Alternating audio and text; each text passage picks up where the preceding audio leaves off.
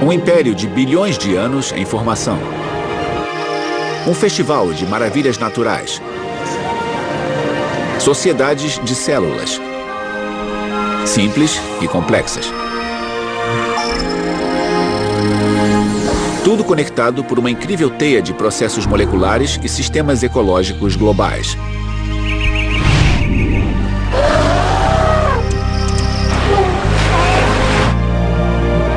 Estas são as grandes descobertas da história da biologia.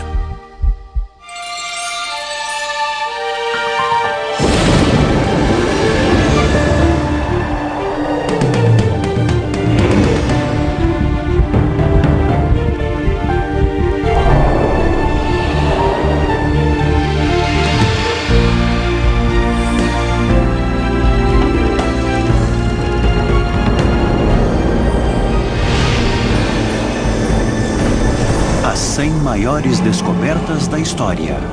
Biologia.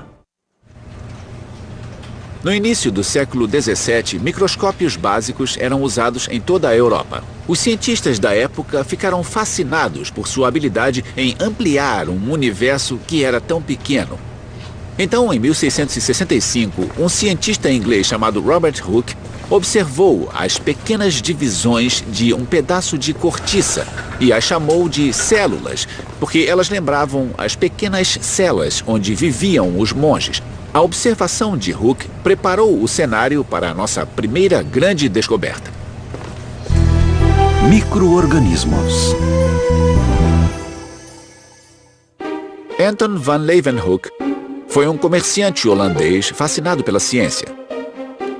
Depois de saber sobre o microscópio de Hooke, ele decidiu construir um para si mesmo. Dr. Gall, para saber o que aconteceu em seguida, eu me encontrei com Joseph Gall, um biólogo celular do Instituto Carnegie, em Baltimore, estado de Maryland. Anton van Leeuwenhoek, o que foi que ele descobriu? Leeuwenhoek descobriu algumas coisas, mas ficou famoso por descobrir os protozoários, que são pequenos animais unicelulares que vivem em águas paradas. E como ele fez isso? Fez isso usando um microscópio que ele mesmo construiu. Você gostaria de ver? Ah, claro que sim. Você tem um microscópio de Leeuwenhoek? Não o original. Eu tenho uma réplica do microscópio de Leeuwenhoek. Ele é formado por duas placas de latão com um pequeno pedaço de vidro, que é a lente. E nós o usamos colocando a amostra nesse pino aqui. Depois, você aproxima bem os olhos da lente desse lado e, fazendo isso, você pode ver a ponta do pino. A amostra, seja um inseto ou qualquer outra coisa, é colocada no pino. Você quer dar uma olhada nele? Claro. Ele é meio pesado, porque é de latão. É latão, era o que ele tinha na época. Em 1675, Leeuwenhoek estava usando seu microscópio para examinar uma gota de água quando viu uma coisa extraordinária. Um mundo cheio de criaturas que nenhum ser humano havia visto. Micro-organismos. Então, com todo respeito, engenhoca primitiva, Sim. Ele descobriu animais unicelulares Exatamente. que hoje achamos tão normais. Isso. Ele ficou mais famoso por descobrir os protozoários, bactérias e os espermatozoides. Mas isso é brilhante. Ele tem uma parte mecânica, um mecanismo de foco. Ele tem todas as coisas que precisamos para observar uma amostra. E funciona. Eles sabiam o que estavam vendo? Eles entendiam o que estava acontecendo? Bom, duvido que entendessem o que estavam vendo no sentido moderno, mas ficaram impressionados com todas aquelas coisinhas que estavam vivas na água. As pessoas não tinham ideia de que a água estava cheia de organismos. As pessoas não sabiam o que eram, por exemplo, germes, por muito tempo. Não. Eles não... Bom, eles não tinham noção de que os germes podiam causar doenças. Para você, qual foi a coisa mais espetacular que ele descobriu? Eu acho que a descoberta das bactérias certamente pode ser considerada seu ponto alto.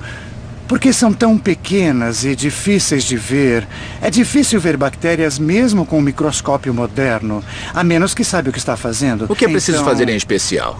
É muito provável que Leeuwenhoek tenha descoberto o que chamamos de iluminação em campo escuro, que significa aplicar a iluminação de um ângulo para que por trás da amostra haja um fundo preto ou fundo escuro. Quando a luz que incide pelo lado ilumina a amostra brilha contra o fundo escuro. A luz rebate as formas da amostra em direção aos olhos. Exatamente isso. A iluminação em campo escuro permite que você veja coisas muito menores do que veria com a iluminação normal que atravessa a amostra. E ele...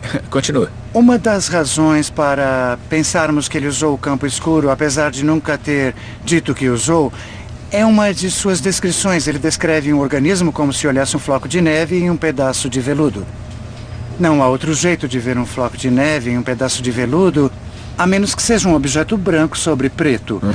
E esse foi um indício de que ele estaria usando um campo escuro. Eu acho que eu não tinha ideia de que isso fosse tão pequeno e delicado. E, na verdade, tão elegante. Porque ele cabe na palma da mão. E o que vemos na ponta do pino muda o mundo. Ele muda, realmente. Foi uma ampliação da nossa compreensão da natureza do mundo. De que o mundo à nossa volta não era só coisas mortas, mas estava cheio de vida. Núcleo celular. Nossa próxima grande descoberta aconteceu em 1831. O naturalista inglês Robert Brown estava estudando as diferentes espécies de plantas que recolheu durante uma viagem à Austrália. Brown tinha um olhar apurado para os detalhes. Ele nutria um interesse especial pelas células das plantas. Ao examiná-las em um microscópio, ele viu uma coisa intrigante. Em cada célula havia uma estrutura similar, circular, opaca. Ele a chamou de núcleo. Ao se inteirar das observações de Brown, o fisiologista alemão Theodor Schwann começou a procurar uma estrutura similar nas células de girinos. E encontrou. Todas as células dos girinos também tinham um núcleo. Foi uma descoberta revolucionária. Era a evidência de que todas as formas de vida são conectadas. Neste livro, Schwann descreve vários tipos de células dos mais variados organismos e identifica o fato de apresentarem um núcleo. Por que você acha que o núcleo das células foi uma grande descoberta? Foi a percepção de que havia uma unidade estrutural em todos os organismos. Era uma unidade estrutural, não apenas em plantas, mas em animais. Então isso integrava os reinos animal e vegetal e encontrava uma semelhança entre eles. Arquea. Mais de um século depois da descoberta do núcleo celular, acreditava-se na existência de dois tipos essenciais de vida na Terra: as bactérias e os outros seres. As bactérias foram classificadas como procariontes. Eram organismos unicelulares simples, cujo DNA estava contido não dentro de um núcleo, mas na parede da célula. Todas as outras formas de vida eram classificadas como eucariontes, no núcleo da célula. Mas este sistema de classificação simples sofreria um abalo.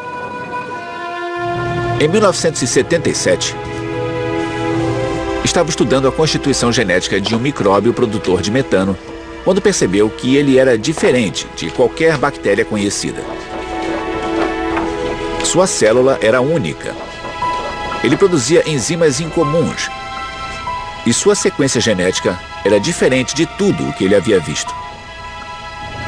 Logo ficou evidente no microscópio, em menos de uma hora, de que havia algo, uma terceira coisa ali. Este foi o momento da descoberta. Carl Woese havia descoberto uma terceira forma de vida. Um grupo de organismos unicelulares que ele chamou de arquea. Sempre achamos que haviam 2 reinos primários nesse planeta. Agora sabemos que há 3. Foi uma virada das grandes. Porque toda a microbiologia foi estruturada sobre a ideia de que todas as bactérias eram idênticas. Não nos detalhes, mas em sua essência, sua linhagem e sua organização celular básica. Era uma coisa em que todo microbiologista e biólogo acreditava piamente. E não era verdade. Foi um achado feliz. Olhem o que descobri. Woese descobriu uma forma de vida capaz de viver em qualquer lugar do planeta, inclusive nos ambientes mais extremos.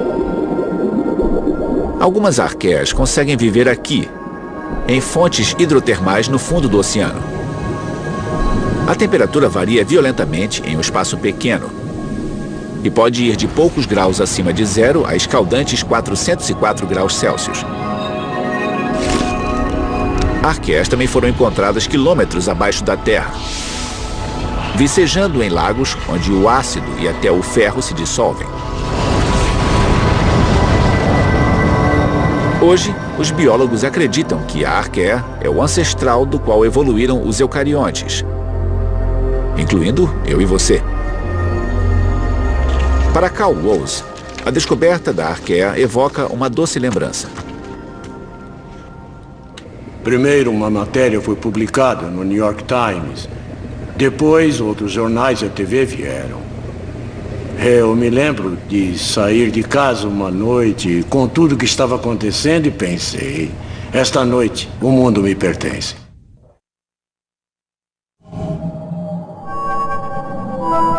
Nossa próxima grande descoberta tenta responder a uma questão central da biologia: como as células formam uma nova vida? Mitose. Ao longo da história humana, isso é bem recente, não é? É. Nós descobrimos o núcleo, as células ao redor do núcleo, que animais e plantas têm células. Isso. E o que aconteceu depois? Bom, depois de um intervalo de uns 30 anos mais ou menos, começamos a ver as células se dividirem. A divisão celular é o processo no qual a célula de uma planta ou animal se duplica. Apesar de os cientistas conhecerem este processo há décadas, o zoólogo alemão Walter Flemming foi o primeiro a descrevê-lo e a publicar seus achados.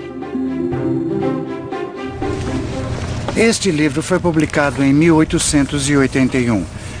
Este livro foi essencial e muito importante na história da biologia celular, porque Flemming descreveu a divisão celular de uma forma que seria aceitável para um jornal moderno. É mesmo? É verdade, eu não estou exagerando. Inclusive, para falar a verdade, os desenhos de divisão celular de Flemming são melhores do que o que vemos em livros escolares modernos, porque os livros modernos tendem a estilizar e a idealizar os desenhos originais da divisão celular. Ele não sabia o que... Ele não sabia o que destacar, não é? Ele não sabia o que destacar, apesar de ter destacado as coisas certas, ou seja, os cromossomos. Então, ele descobriu a divisão celular. Ele não a descobriu, mas provavelmente foi seu mais preciso descritor entre os primeiros que pesquisavam com microscópio. Bom, se ele estava entre os mais precisos, Sim. Você consideraria uma grande descoberta? Ah, com certeza, é fundamental. Porque a descoberta da célula em si como uma unidade estrutural foi, é claro, extremamente importante, mas as células precisam se dividir para que o organismo cresça. Então, a descoberta do mecanismo da divisão celular, ou pelo menos os aspectos físicos do mecanismo dessa divisão, foi a próxima grande descoberta importante. Então, a descoberta de Flemming foi absolutamente essencial para a compreensão do comportamento das células, tanto vegetais quanto animais, apesar de ele ter se concentrado principalmente em animais. Flemming observou o processo da divisão celular de forma muito detalhada, com a ajuda de um novo e potente microscópio e novas técnicas de contraste. Com estas inovações, ele pôde identificar estruturas que mais tarde foram chamadas de cromossomos. Em seguida veio sua grande descoberta.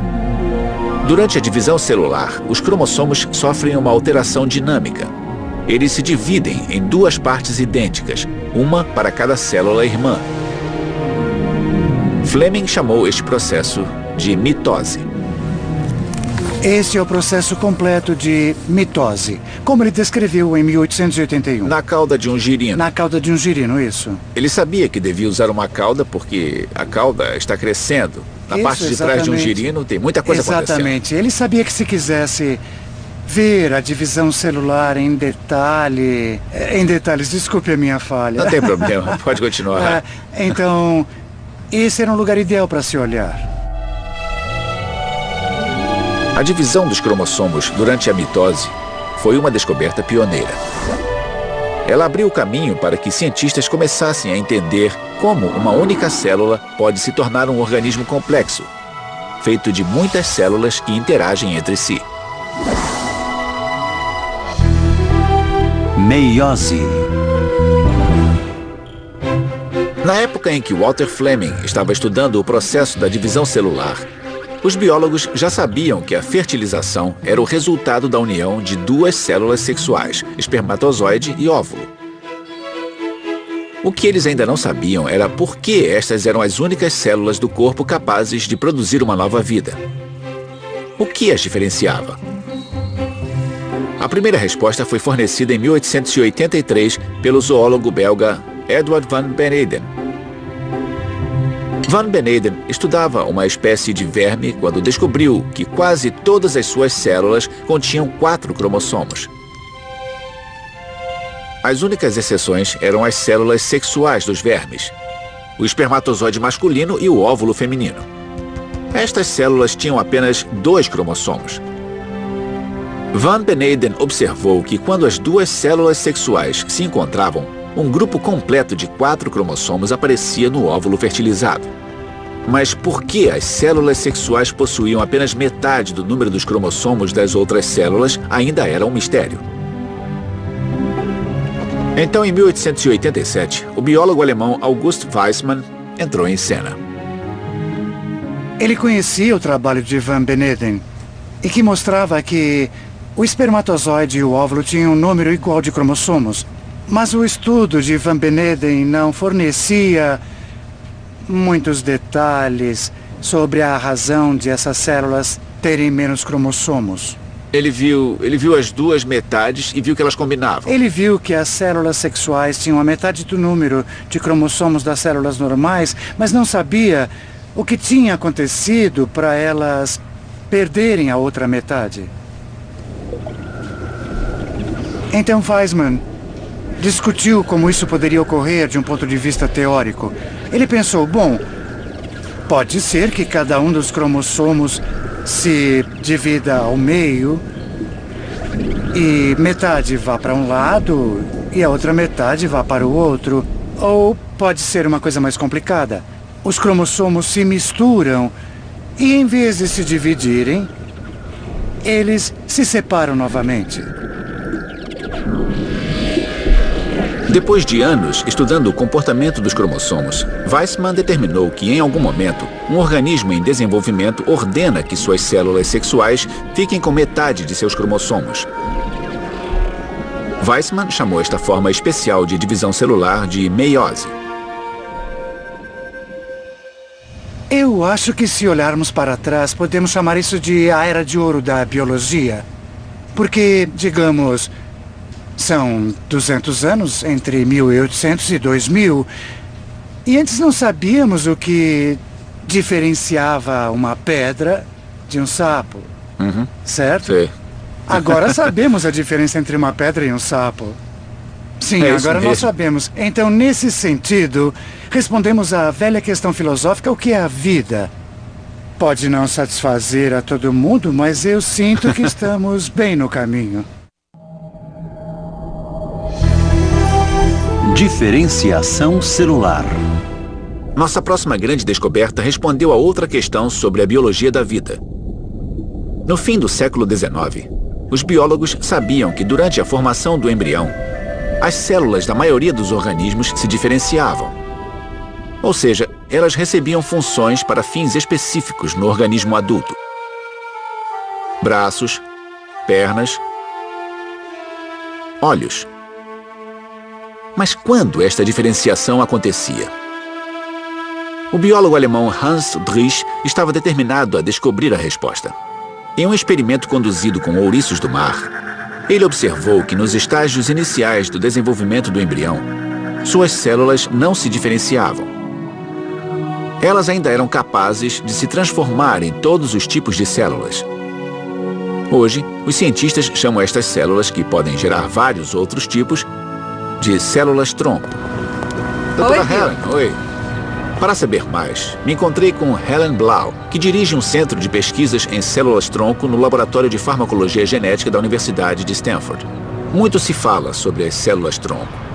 Pelo que eu entendi, elas são fertilizadas e começam a se dividir, mas ainda não começaram a formar o que seria a célula do fígado, da unha ou do olho, não é? Isso mesmo. E como você define isso? Nesse ponto, elas são potenciais, têm muita plasticidade, elas podem dar origem a todas as células do organismo. E então alguma coisa muda. Não sabemos o que é essa coisa, mas em algum tempo essas células se destinam a fabricar diferentes tipos de tecidos, e é por isso que temos órgãos como o coração, o fígado e o baço em um adulto. Então a questão é, quão irreversíveis são essas decisões? Sei. Então, eu quis desafiar a ideia de que as células são irreversivelmente diferenciadas, que quando uma célula forma um fígado, não há volta. Então, demonstramos que elas não eram irreversivelmente determinadas. E ao perturbar o ambiente dentro da célula, é possível ativar genes que nunca foram usados. Isso demonstrou um certo tipo de plasticidade. E é essa plasticidade que estamos tentando usar nas células-tronco. Compreender os mecanismos por trás disso pode nos permitir usar os princípios fundamentais que descobrimos no tratamento de doenças. O que move essas células, o que faz com que se fundam, com que se reprogramem, e isso é ainda mais eficiente, podemos classificar isso como medicina regenerativa. Descobrimos que essas células têm mais potencial do que imaginamos. Então, as células-tronco sanguíneas não só formam o sangue, como também podem viajar através da circulação para ajudar a reparar danos em tecidos como músculos, tecidos cerebrais e no fígado. E isso já foi demonstrado em vários testes. Para entender melhor as novas tecnologias que Helen Blau utiliza para revelar o potencial das células-tronco, ela me mostrou uma experiência em andamento, feita com ratos geneticamente alterados. Por que não? Claro. Então, esse rato é bem incomum. Com certeza, ele tem proteína verde fluorescente em todas as células do seu corpo. Isso porque conseguimos introduzir o gene da água-viva, o gene GFP, nesses ratos. E agora seus tecidos brilham. Podemos ver isso especialmente nas orelhas, olhos e rabo. Mas todos os tecidos são verdes. Isso permitiu que tirássemos as células que brilham e as inseríssemos em outro rato para ver em que tecidos elas atuam. De certa forma, podemos acompanhar o que as células-tronco fazem. É um marcador. É um marcador. Então você só precisa de uma luz ultravioleta. Isso mesmo. Isso não existia antes. A partir disso, podemos acompanhar o destino dessas células, para onde elas vão, no que elas se tornam, de uma forma que não era possível antes. Isso é fantástico. Na década de 1930, o biólogo alemão Hans Krebs, filho de um médico judeu, foi obrigado a fugir dos nazistas. Em 1937, ele conduzia pesquisas na Universidade de Cambridge, na Inglaterra, determinado a desvendar o mistério por trás de um processo biológico essencial. Como as células do nosso corpo convertem comida em energia. É a nossa próxima grande descoberta.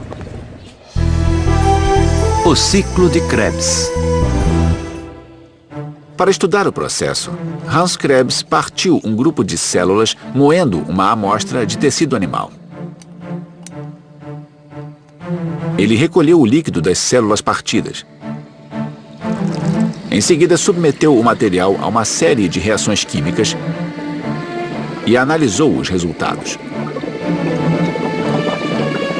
Lentamente, um padrão começou a surgir. Um padrão que levou a uma descoberta extraordinária. Em seus cálculos, Krebs determinou que as moléculas de açúcar dos alimentos digeridos passam por um ciclo de várias reações químicas no interior da célula. Este ciclo resulta na produção do ATP, uma molécula rica em energia. Esta molécula fornece a energia que precisamos para viver. Esta cadeia de reações químicas ficou conhecida como ciclo de Krebs. Foi um marco no desenvolvimento da bioquímica. O ciclo de Krebs abriu as portas para um entendimento mais profundo do funcionamento das células do corpo humano, assim como a nossa próxima grande descoberta. Mitocôndria. Na metade do século XIX, cientistas com microscópios novos e mais potentes descobriram uma coisa inédita. Uma misteriosa estrutura oculta em quase todos os tipos de células. Ela era provida de 2 membranas e tinha a capacidade de mudar de forma. Nos 100 anos seguintes, vários biólogos tentaram descobrir os segredos desta maravilha biológica. Eles chamaram esta estrutura de mitocôndria. Um dos cientistas envolvidos na primeira onda de descobertas sobre as mitocôndrias era Britton Chance. Suas contribuições incluem a invenção de um espectrofotômetro de comprimento de onda dupla, um dispositivo que forneceu ao cientista uma visão mais clara do funcionamento da mitocôndria. Atualmente, ele é professor de biofísica da Universidade da Pensilvânia. Eu inventei esse aparelho. Ele é capaz de ver através da turvação dessas organelas, porque elas têm membranas, paredes celulares e coisas que dispersam a luz. Quando examinávamos na luz, não dava para ver nada. Então eu fiz um instrumento que eliminava a turvação e descobrimos 2 compostos que ligavam a mitocôndria ao ciclo do ácido cítrico de Hans Krebs. Isso criou uma conexão entre todas essas coisas, fez ligações entre a ação das enzimas e toda a cadeia de energia. Foi um verdadeiro elo que conectou tudo. Com a ajuda desta invenção, os cientistas descobriram que as mitocôndrias fornecem a energia que permite que as células trabalhem e o corpo funcione. A mitocôndria precisa ser uma forma eficiente de usar a energia que a célula armazena. E é um fenômeno de controle respiratório. Para um leigo, significa que ele pode se matar de fazer exercícios e só precisa parar para se recompor. Ou seja, ele não precisa tomar uma pílula nem uma injeção. Seu corpo faz isso. Suas mitocôndrias vão recompor o déficit de energia. Depois de fazer isso, elas vão dormir. Então, acho que nestes tempos de esportes olímpicos, onde todos estão levando suas ATPs ao limite, isso tem um grande significado.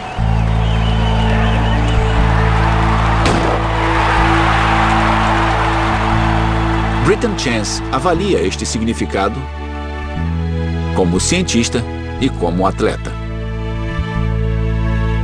Em 1952, ele ganhou uma medalha de ouro como membro da equipe olímpica de vela dos Estados Unidos. Foi importante descobrir os compostos, estudar as mitocôndrias in loco, descobrir como funcionam, mostrar a importância do controle respiratório e como ele funciona. E, é claro, estudar a geração de radicais livres, que agora sabemos não ser um perigo, mas um processo de sinalização. Isso mudou um pouco o meu foco. Agora estou me concentrando mais no cérebro e no câncer por causa das implicações das mitocôndrias. No fim do século XIX, um dos grandes enigmas a desafiar os cientistas era como os bilhões de células nervosas que formam o sistema nervoso humano se comunicam entre si. Eles sabiam que cada célula nervosa chamada de neurônio transportava impulsos elétricos, e muitos acreditavam que a conexão que permitia aos impulsos saltar de um neurônio a outro também era elétrica. Até a nossa próxima grande descoberta. Neurotransmissão. No início do século XX, o biólogo britânico Henry Dale conduziu uma série de experimentos para estudar a fisiologia dos impulsos nervosos. Em um destes experimentos, ele injetou adrenalina em um gato, esperando que os batimentos cardíacos do animal aumentassem, mas nada aconteceu. De repente, Dale percebeu seu erro. Era o mesmo gato em quem havia injetado outra droga para diminuir a frequência cardíaca. Este equívoco fez com que Dale percebesse uma coisa. Se uma droga podia interromper os impulsos nervosos que governavam os batimentos do coração, então a conexão entre os neurônios devia ser química, não elétrica. Dale então pediu ajuda a seu colega alemão, o biólogo Otto Loewi. Para testar a hipótese de Dale, Loewi conduziu um experimento usando 2 sapos. Ele colocou o primeiro sapo em uma solução salina. Depois estimulou eletricamente seu nervo vago, o nervo que controla os batimentos cardíacos. Os batimentos do sapo diminuíram. Então, Loewi pegou parte da solução salina e aplicou no coração do segundo sapo. O que aconteceu em seguida foi extraordinário. Sem qualquer estímulo elétrico no nervo vago, os batimentos do segundo sapo também diminuíram. Este foi o momento da descoberta. Loewi percebeu que o nervo vago do primeiro sapo liberou uma substância química que havia ordenado os músculos cardíacos a diminuir suas contrações. Era a prova de que a transmissão dos impulsos entre as células nervosas e em seguida ao músculo cardíaco era química. Loewi havia descoberto a existência da primeira substância química nervosa, hoje chamada de neurotransmissor. Hoje sabemos que existem muitos neurotransmissores no corpo humano. Os pesquisadores usam este conhecimento para saber mais sobre o funcionamento do cérebro e as mensagens químicas que ele envia. Por exemplo, níveis baixos de serotonina já foram ligados à depressão, alcoolismo e transtornos de ansiedade. Mas como a nossa próxima grande descoberta revelou, o sistema nervoso não é o único método de comunicação do corpo humano. Hormônios. Em 1903, os fisiologistas britânicos William Bayliss e Ernest Starling estavam investigando o processo de digestão dos alimentos. Em seus estudos, eles determinaram que o corpo produzia sucos digestivos que ajudavam a dissolver a comida quando ela passava do estômago para o intestino. Mas o que fazia os sucos digestivos fluírem? Para descobrir, Bayliss e Starling conduziram um experimento. Eles escolheram uma amostra de sangue de um cão que havia acabado de comer. Eles injetaram o sangue em um segundo cachorro que estava com o estômago vazio. Então, uma coisa surpreendente aconteceu. Sem qualquer comida em seu estômago, o segundo cão começou a secretar sucos digestivos a partir de um órgão chamado pâncreas. Como aquilo havia acontecido? Depois de mais testes, Bayliss e Starling finalmente obtiveram a resposta. Quando a comida chega ao intestino delgado, o órgão produz uma substância química que depois é transportada pela corrente sanguínea até o pâncreas. Ali, ela estimula o pâncreas a produzir secreções que ajudam a digerir a comida. Bayliss e Starling chamaram essa substância de secretina, a primeira de um grupo de substâncias químicas que nunca haviam sido identificadas.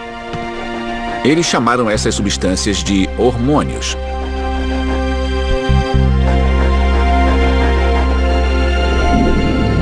Desde a descoberta de Bayliss e Starling, mais de 50 hormônios foram identificados. Hormônios produzidos por glândulas e tecidos e transportados pela corrente sanguínea de acordo com as necessidades do corpo humano. Existem hormônios que afetam o crescimento do corpo, o metabolismo, a frequência cardíaca e o açúcar do sangue. Eles até nos ajudam a nos preparar para a reprodução. O estrógeno, por exemplo, é um dos vários hormônios femininos. Ele ajuda a preparar o útero para o bebê e os seios para a amamentação.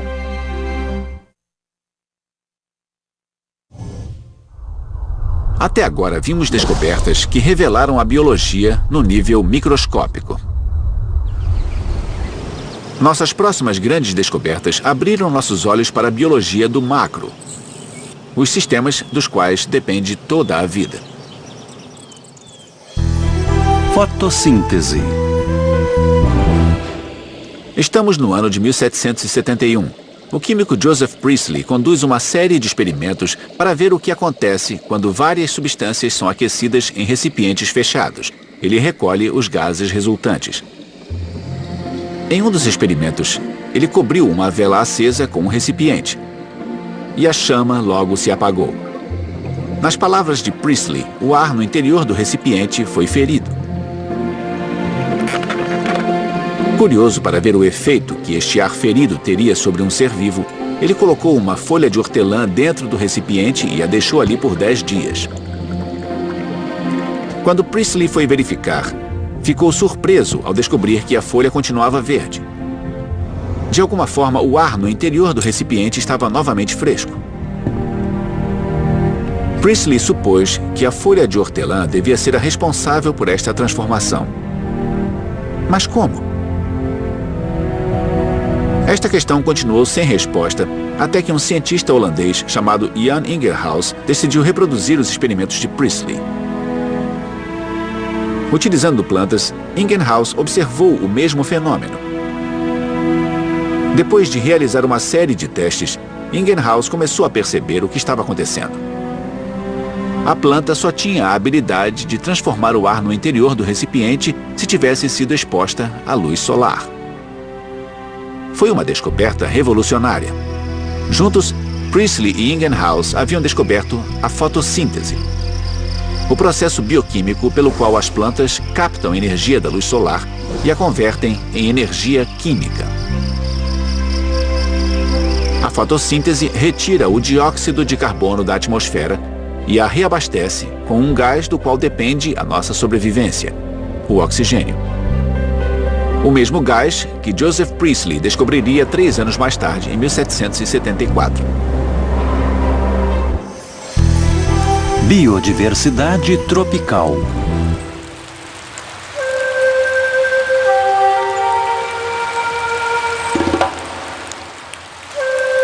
Nossa próxima grande descoberta não tem exatamente um descobridor. Muitos contribuíram para dar forma e expressar esta ideia ao longo de vários séculos. É a descoberta da biodiversidade tropical. Hoje é uma ideia fundamental para a nossa compreensão do mundo biológico e de nossa dependência dele. O termo biodiversidade se refere à variedade de seres vivos da Terra e suas interações com o ambiente. As florestas tropicais são a mais exuberante reserva de biodiversidade do planeta. No século XV, o explorador italiano Américo Vespúcio visitou os trópicos e escreveu em seu diário: "O que posso dizer sobre a multiplicidade de animais selvagens? Tantas espécies não podem ter entrado na Arca de Noé." Até hoje, continuamos deslumbrados pela biodiversidade dos trópicos. Calcula-se que cerca de 50% de todas as espécies do mundo vivam nas florestas tropicais, em uma área que ocupa apenas 2% da superfície terrestre.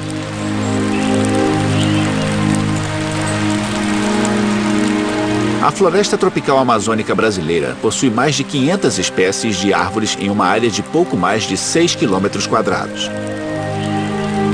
Compare com a área total dos Estados Unidos e Canadá que juntos possuem apenas cerca de 700 espécies de árvores. Mas por que a descoberta da biodiversidade tropical é tão importante? Porque ela não apenas oferece aos cientistas uma melhor compreensão dos sistemas naturais, como os ajuda a aproveitar uma extraordinária gama de recursos que atingem nossas vidas todos os dias. Da produção de mais alimentos a melhores produtos industriais, até o desenvolvimento de novos medicamentos. Por exemplo, muitas das mais promissoras drogas contra o câncer vêm de plantas encontradas nas florestas tropicais do mundo. Mas estes benefícios cobram um preço alto. Os cientistas calculam que a perda da biodiversidade tropical está acontecendo a um ritmo alarmante. Milhões de hectares de hábitats foram devastados. Inúmeras espécies foram extintas. Se o desmatamento se mantiver no ritmo atual, todas as florestas tropicais podem desaparecer até o ano de 2030. Esta extinção acarreta consequências de longo prazo.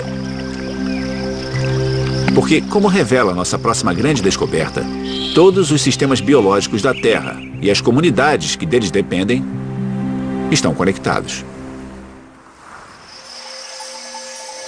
Ecossistemas. A grande seca da década de 1930. Depois de anos de estiagem, o antes fértil meio-oeste norte-americano se tornou uma terra estéril. Sem chuva, os fazendeiros continuaram a lavrar e a plantar, na esperança de que os nutrientes da terra, de alguma forma, retornassem. Mas seus esforços só pioraram a situação. O solo arável se transformou em pó, e os ventos o carregaram.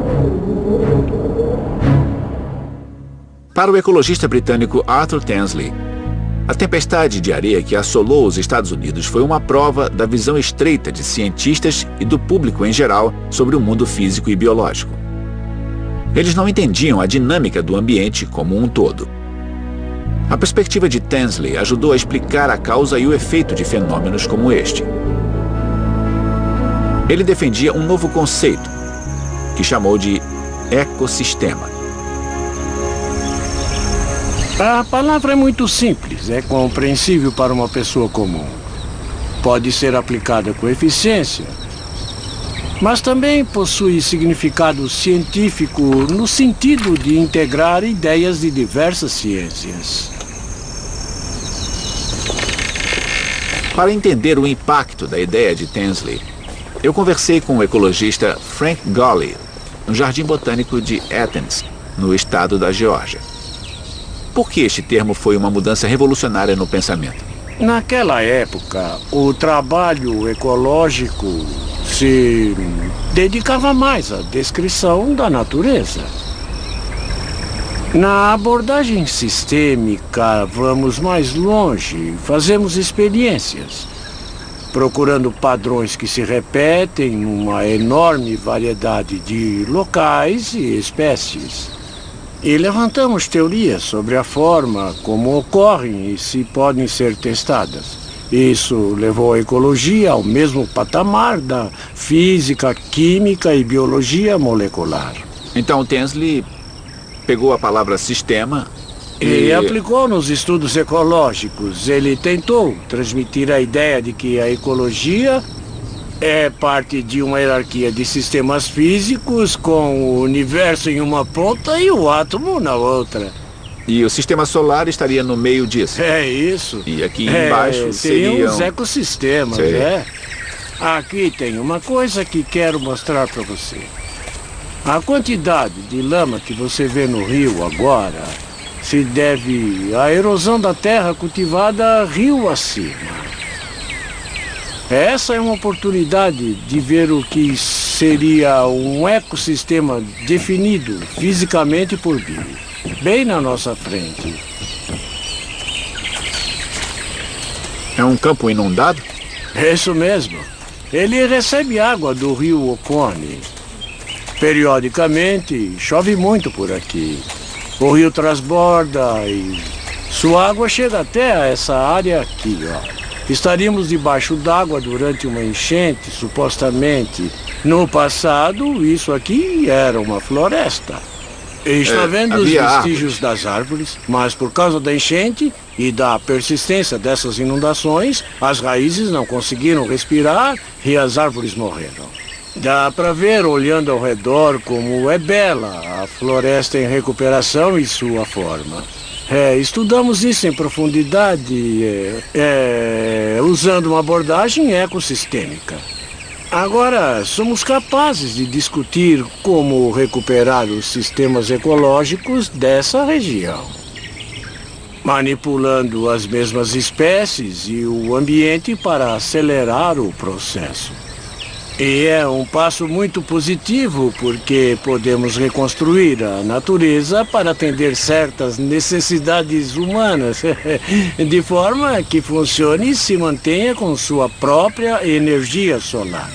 Energia solar, seria? A energia solar, que move todos os ciclos e tudo mais.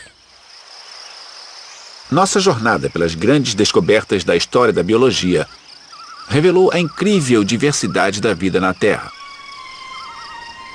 E nos deu uma noção de como esta vida funciona. Do ciclo de vida da menor célula aos sistemas que comandam todo o funcionamento do planeta. Mas uma percepção que se destaca sobre todas as outras é esta: a busca de mais descobertas sobre a vida